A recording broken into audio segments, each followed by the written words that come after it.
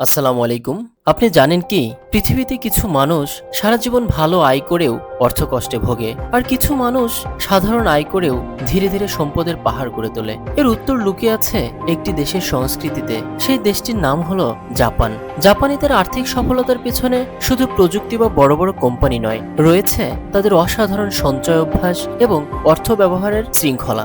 জাপানিরা বিশ্বাস করে ধনী হওয়ার জন্য প্রথমে বেশি আয় নয়, বরং অর্থের প্রতি সঠিক মনোভাব প্রয়োজন।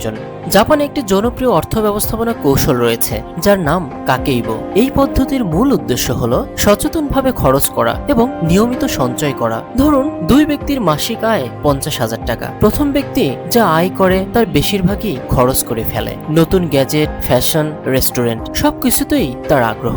অন্যদিকে দ্বিতীয় ব্যক্তি আয় পাওয়ার সঙ্গে সঙ্গে একটি অংশ আলাদা করে সঞ্চয় করে, তারপর বাকি টাকা খরচ করে। 5 বা 10 বছর পরে তাদের আর্থিক অবস্থার মধ্যে বিশাল পার্থক্য দেখা যাবে। জাপানিরা দ্বিতীয় পথটিকে বেছে নেয়। আমাদের উচিত কোনো কিছু কেনার আগে নিজেদের 3টি প্রশ্ন করা। প্রথম প্রশ্ন, আমার কি এটা প্রয়োজন? দ্বিতীয় প্রশ্ন, এটা কি সত্যিই খুব দরকার? তৃতীয় প্রশ্ন, এটা ছাড়া কি আমার চলবেই না? তৃতীয় প্রশ্নের উত্তর যদি হ্যাঁ হয়, এটা ছাড়া চলবেই না, তখনই কেনার সিদ্ধান্ত নেওয়া উচিত। ধরুন, বাজারে একটি নতুন মোবাইল ফোন এসেছে।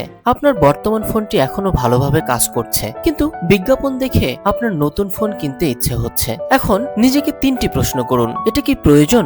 এটা কি খুবই দরকার? এটা ছাড়া কি চলবেই না? বেশিরভাগ ক্ষেত্রে আপনি বুঝতে পারবেন নতুন ফোনটি আসলে প্রয়োজন নয়, বরং ইচ্ছা। আর এই একটি সিদ্ধান্তই হয়তো আপনাকে 30, 40 বা 50,000 টাকা অপ্রয়োজনীয় খরচ থেকে বাঁচিয়ে দিতে পারে। মনে রাখবেন, পণ্য কখনো শান্তি দিতে পারে না, কিন্তু বিজ্ঞাপনের প্রভাবে আমাদের মনে হয় পণ্য পেলে আমি শান্তি পাবো। এজন্য পাওয়ার পূর্ব মুহূর্ত পর্যন্ত মনে অস্থিরতা বিরাজ করে। এটাই পণ্য দাসত্ব বা কনজিউমারিজমের প্রভাব। জাপানিরা আরো একটি বিষয় বোঝে, বড় সম্পদ একদিনে তৈরি হয় না। প্রতিদিনের ছোট ছোট সঞ্চয়ই একসময় বড় সম্পদে পরিণত হয়। প্রতিদিন যদি মাত্র 100 টাকা অপ্রয়োজনীয় খরচ কমানো যায়, তাহলে বছরে সঞ্চয় হবে 36,500 টাকা। 10 বছরে সেই অঙ্ক কয়েক লক্ষ টাকায় পৌঁছাতে পারে। এটাই হলো ছোট সিদ্ধান্তের বড় শক্তি। জাপানিদের আর্থিক সফলতার রহস্য কোনো গোপন সূত্র নয়। মনে রাখবেন, ধনী মানুষ বেশি টাকা খরচ করে না, তারা বেশি সচেতনভাবে টাকা খরচ করে। এই ভিডিওটির মেসেজগুলি আপনার হৃদয়ে নাড়া দিয়ে থাকলে চ্যানেলটি সাবস্ক্রাইব করার অনুরোধ রইল। ভিডিওটির কোন মেসেজটি আপনার বেশি ভালো লেগেছে তা কমেন্টে জানাতে পারেন। আসসালামু আলাইকুম।